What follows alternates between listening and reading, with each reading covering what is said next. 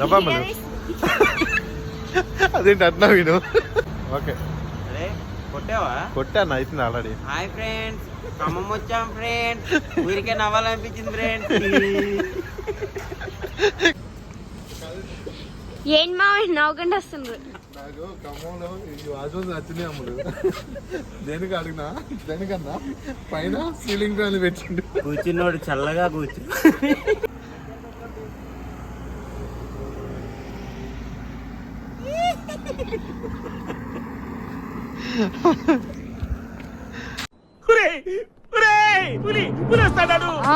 ఏంట్రా మూర్తి?